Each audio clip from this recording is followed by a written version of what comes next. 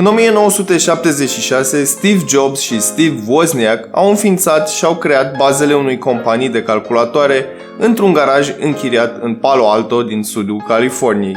Ei bine, fast forward către 2018, după ce Steve Jobs a decedat și Tim Cook a preluat frâiele companiei Apple, avem iPhone XS, iPhone XX Max și iPhone XR. Dar din păcate iPhone XR nu este cu noi astăzi. Înainte de a desface cutiile și a face unboxing la 10S și 10S Max, haideți să ne uităm puțin la designul din trecut a celor de la Apple și am lângă mine două telefoane și anume iPhone 5S și iPhone 5.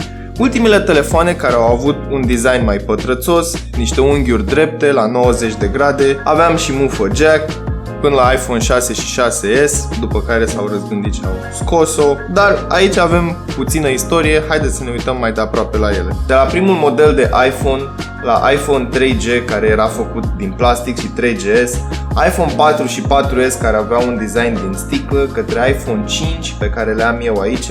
După cum se vede, acesta a fost recondiționat, mai are folie și pe față și pe spate. Acest iPhone a făcut războiul, însă după atâția ani de zile încă funcționează și poate să fie utilizat zi de zi. Bineînțeles, dacă stai să aștepți după el și așa mai departe. În continuare, mergem către aceste două cutii și anume 10S și 10S Max. Mulți ani mai târziu avem sticlă, oțel inoxidabil, un ecran care se uită în sufletul tău și o cameră, bineînțeles, de top. Dar înainte de toate, nu uitați să vă abonați și să activați notificările pentru a fi la curent cu cele mai noi prezentări. Ei bine, am ajuns și la capitolul unboxing. Hai să le deschidem pe amândouă deodată și să vedem ce găsim înăuntru. Evident o să găsim un iPhone, dar nu o să găsim un Samsung. Ce-mi place să nu s-au deschis așa, au rămas perfect cutiile. Le dăm la o parte. Aici avem plicurile obișnuite cu manualul de început și stickere. O să le las la o parte. Aici în stânga am 10S Gold și aici 10S Max sau Plus sau 10S cel mai mare. Ambele sunt de 64 de giga, doar că acesta este negru. Am să-l las pe acesta negru puțin deoparte și am să mă orientez către acesta Gold. Haideți să-l desfacem ușor de aici. Pentru început, trebuie să menționez că aici avem oțel inoxidabil pe margine. În rest, mari diferențe față de 10-le normal nu sunt, decât în interior. Procesorul este îmbunătățit, camera este îmbunătățită, inclusiv ecranul. Am să-l las aici deoparte, ca să vedem ce găsim în cutie.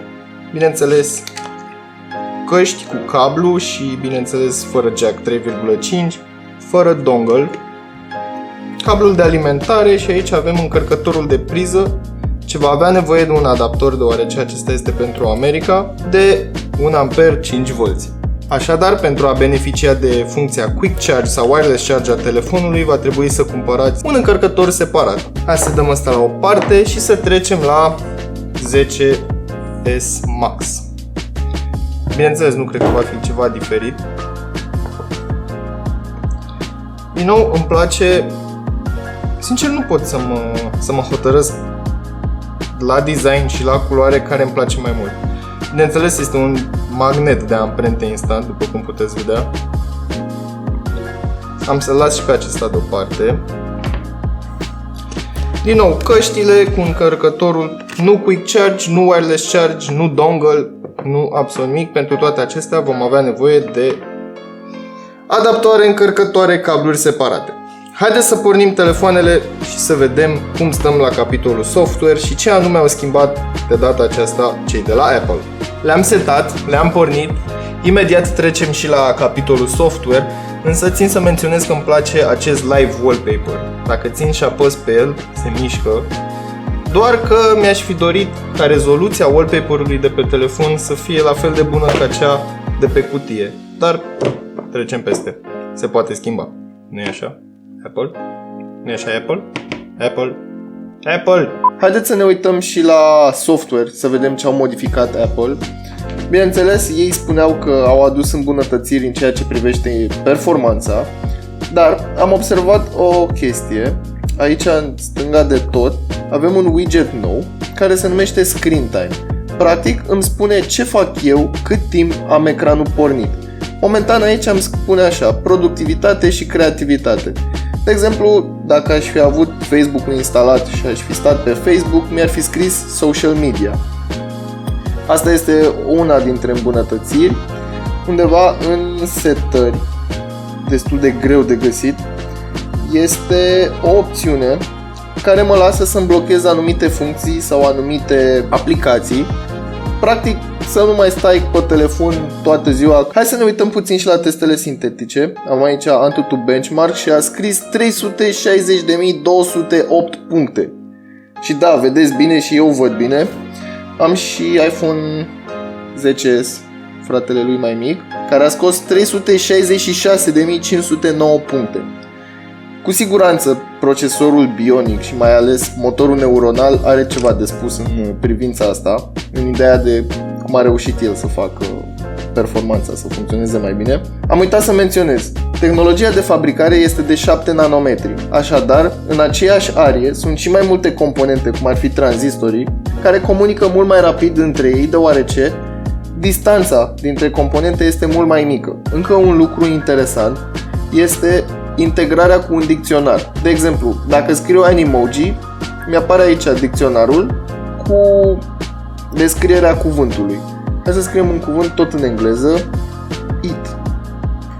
A mânca. Și îmi spune a consuma, a avea o masă. Pot să dau click pe el și îmi spune toată polologia exact ca într-un dicționar. Din păcate însă limba română nu este disponibilă, dar dacă vrei să cauți cuvinte în engleză, rusă, japoneză, mi se pare, hai să vedem care sunt toate limbile.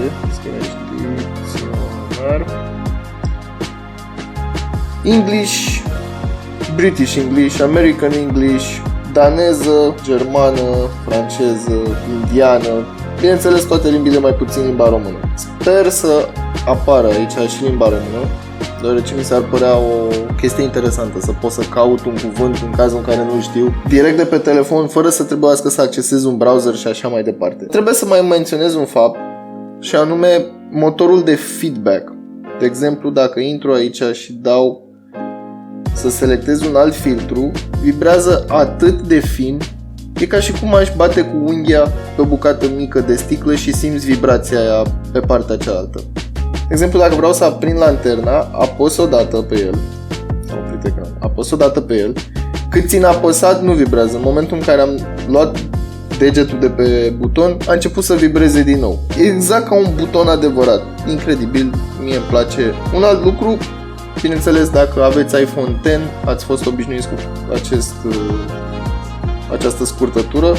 Din colțul din dreapta sus, dacă dau un swipe în jos, am setările rapide și dacă dau un swipe de stânga sus, am notificările, iar dacă dau în stânga, am widgeturile, bineînțeles cu Spotlight Search aici deasupra. Cam astea ar fi schimbările, hai să nu spun majore, în ceea ce privește software-ul. Diferențele nu se simt între acesta și 10, în ceea ce privește rapiditatea cu care se deschid aplicațiile, chiar dacă acestea sunt curățate din cache. Asta se deschid aproape instant, nici nu au un loading time, nu au absolut nimic, totul merge cât se poate de fluid. Așadar, calitate premium, software premium, experiență premium. Camerele foto au rămas la fel. 12 megapixel cu f1.8, bineînțeles cu stabilizare optică. Cea de-a doua cameră este tot de 12 megapixel cu f2.4, iar aceasta este o lentilă tele, așadar ai 2x zoom optic. În schimb, datorită noului sistem de operare iOS 12, calitatea a fost îmbunătățită radical. HDR-ul funcționează mult mai bine, iar nivelul de detaliu surprins este uimitor pentru un telefon mobil. Poate mi se pare mie, dar și camera pentru selfie a suferit câteva schimbări. Modul portret reușește să scoată în evidență mai bine elementele din prim plan, fundalul fiind estompat aproape perfect pe muchia subiectului. Chiar și la capitolul filmare se simte o îmbunătățire, mai ales atunci când treci dintr-o zonă luminată într-o zonă mai întunecată. Însă, când l-am testat noi, a fost un cadru oarecum optim, deoarece iluminarea mediului era uniformă, fără discrepanțe mari de luminozitate. În concluzie, în acest caz, este evidentă influența unui soft bun. În comparație cu alte camere, puse pe hârtie, specificațiile nu sunt uimitoare. Dar, dacă toți producătorii ar urma această filozofie, probabil am vedea la acest capitol performanțe îmbunătățite și în segmentul de buget al pieței de telefoane. Ei bine, am ajuns și la finalul videoclipului. Una dintre concluziile pe care aș putea să o trag față de iPhone XS este că, sincer să fiu, mare diferență între ele nu este. Construcția a rămas la fel, camerele, ecranul, materialele și așa mai departe.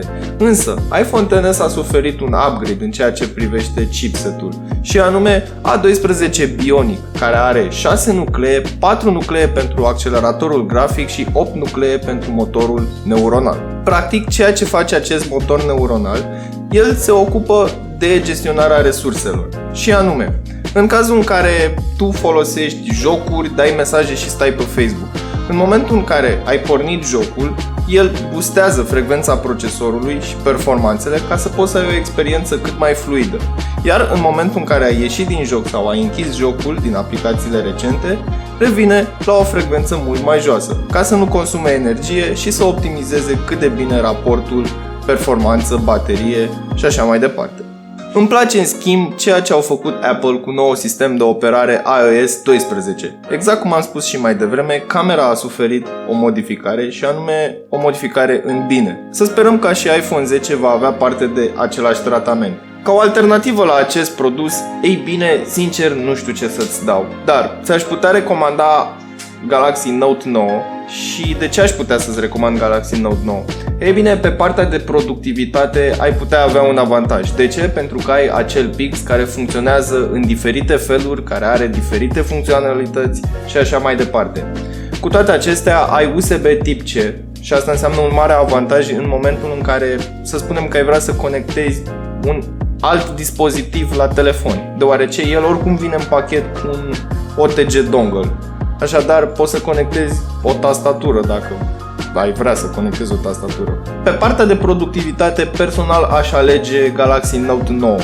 În schimb, dacă vreau un telefon care să facă totul bine din prima și de-a gata, aș alege iPhone-ul. De ce? Pentru că optimizarea sistemului este net superioară față de Android, iar resursele sunt folosite total diferit. Sincer, pe iPhone mi se par mult mai bine resursele folosite decât pe Android și optimizarea bateriei și așa mai departe. Dar atât pentru astăzi, eu am fost Dragoș, iar până data viitoare nu uitați să verificați descrierea pentru prețul actualizat și link-uri utile. La revedere!